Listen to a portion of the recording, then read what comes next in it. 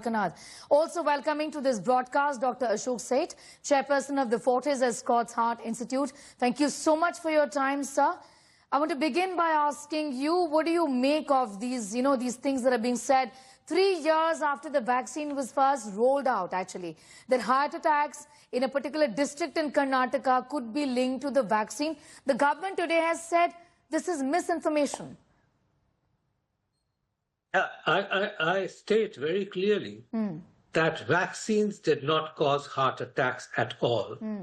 And we have evidence, huge amounts of evidence. I'm glad that ICMR has done study to dispel this misinformation and myth in India.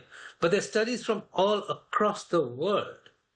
And this myth and disinformation should be dispelled completely. We are alive and safe in a 1.4 billion population because we had vaccines available to us in India and readily available to us. If you notice the deaths which have occurred from COVID across the world, we were a small proportion of that because we were saved. I can also guide people that it is COVID which has caused heart attacks. COVID was not just a lung disease. I had stated it many times. It's a heart disease.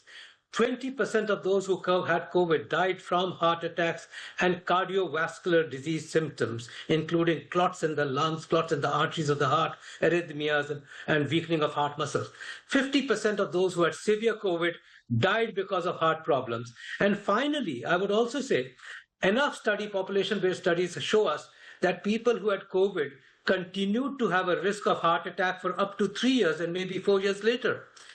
So if we talk about sudden deaths which are happening around us, believe you me, these have been happening even prior to COVID. Yes. It is just more noticeable because of the social media. It is just more noticeable because we want to point fingers at certain aspects. But these are heart attacks, and these are lifestyle-related heart attacks. And some of the younger ones, and extremely young children who died, are more related to genetic disorders. You know, Doctor... Coronary artery disease and heart attacks are increasing in India. And it's totally a lifestyle disorder, and we should not correlate it to COVID vaccine, though we can correlate to the COVID disease because the side effects of COVID can continue up to 3 years and 4 years in increased risk of heart attack. You know, Dr. Seth, I kind of, appreciate the fact that you mentioned that, and it's so important to point out that right now it's easy to, make these videos of people dropping dead.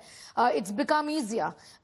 Maybe something that we weren't doing last 3 or 4 or 5 years ago. And that's the reason why it seems to us that heart attacks are increasing. But have you seen otherwise, that younger people are now coming in with, heart attacks and heart ailments? People below the age of 40. In the COVID times, we saw a lot more, I would say. And that was because COVID really did cause heart attacks. COVID did cause heart disease. COVID caused arrhythmias. COVID caused LV dysfunction. That's why, if you remember, everybody who had COVID, we used to tell them, please do not exercise vigorously after your recovery from COVID. Please take it easy for a few months. There was a 300% increase in heart attacks at the COVID time over the next 1 year, 300% increase, and that increase has continued. So certainly, we see a gradual increase over the last 10 years of heart attacks in young people. I wouldn't say that we saw it happen rapidly over the last 1 or 2 years, but during COVID times we did, and that was COVID itself. Because if I may call it long COVID in that sense, that it's lingering on, what would you say people should do right now? Oh, very clearly. This is a lifestyle-related disorders. Even just by a routine blood test, checking our diabetes, making sure we haven't got sugar, cholesterol, and high blood pressure, and making sure that we exercise and follow good dietary as well as lifestyle habits can decrease the risk of our heart attack by 25% on its own. We don't need any medication to decrease risk of heart attacks on ourselves. So my advice to public is prevent heart attacks. It's in your hands, it's in your feet, and you're able to just do it by simple routine examination and by doing regular exercise of 200 minutes, 200 minutes a week, which is 5 times 40 minutes. You're decreasing your risk of heart attack hugely. Exercise decreases your cholesterol, decreases your sugar, decreases diabetes, gets you less, decreases your weight, decreases your high blood pressure. give up smoking and feel positive, and you decrease your chances of having a heart attack by 25%. It's in your hands. That's what I'll say. You know, preventive healthcare, how important is it today, Dr. Ashok Seth? When does one start? One, getting a health checkup on a yearly basis when one turns 25 or 30 or 35? It's a very good question, and I have my advice very clear to the public. If there is a family history of heart attacks or sudden deaths, which means if your own family has suddenly, in parents, your fathers or your sister has, somebody's had a heart attack at an early age, then your personal checks should start by the age of 20 with cholesterol, check of sugar, and check of blood pressure. If the cholesterol turn out to be normal, then it's every 5 years from there on. But by the age of 30, every male individual in this country should have had a test of his blood sugar, blood pressure, and cholesterol. There's no question around that. These are our basic risk factors. Give up or avoid smoking completely. Make sure that we're not overweight, and we've got a list of risk factors under our control. By the way, I'm hearing a lot of background sound in my ear, and that which is distracting me from conversing with you. Okay. And I think it is coming from the India Today office itself. Okay. With a lot of sound. Apologize. We'll just fix that in a moment. I apologize for that. If you could just fix that for a moment. Dr. Ashok Seth, if you could continue with the point that you were making essentially. Right. Yes. And when it goes to beyond the age of 30, and by the way, if we have risk factors, then of course annual checkup becomes very important. If I've got diabetes, if I've got high blood pressure, then it becomes very important for me to have regular checkups every year thereafter. So our checkups in India start by the age of 20, and certainly by the age of 20, everyone should have at least their risk factors measured, outlined, and clearly taken off by their own selves. Yes. Obviously, if the doctor advises, and if the doctor advises more advanced tests, and by the advanced test, it could be an echo, it will be a stress test, could be a CT, and that's specific, then we should go by the doctor's advice and take on further tests. But there are certain things which are in our hands, and we should apply it, and we should judiciously make sure we prevent heart disease in ourselves. Dr. Ashok Seth, I want to also ask you a set of questions on how health and nutrition literacy should become a mass movement in India, and so should the knowledge of CPR, basics that need to be in place. But before that, I want to go back a little, come back to a conversation around vaccines. This is what India has said and done about telling the people that our vaccines are safe. But outside of India, remember that there was a lot of pressure on the government of India even at that point in time to bring in these mRNA vaccines, which are now found to be causing some long-term problems. I mean, at the end of the day, that deal never worked out with Pfizer. I mean, in the hindsight, do you think, thank God it didn't? No, I would say that the mRNA vaccines, I would truly appreciate if this background noise from India Today can be fixed, because it's truly distracting me from saying what I want to say.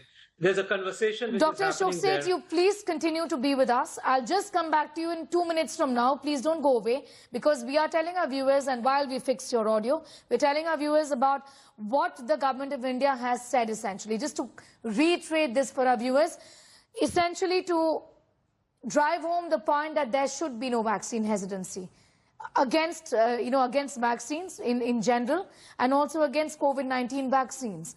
Because the government of India has said, and this is through the Indian Council of Medical Research and the National Center for Disease Control, that there is no reason to link these sudden deaths between the ages of 18 to 45, the younger population to, so to speak, on these vaccines.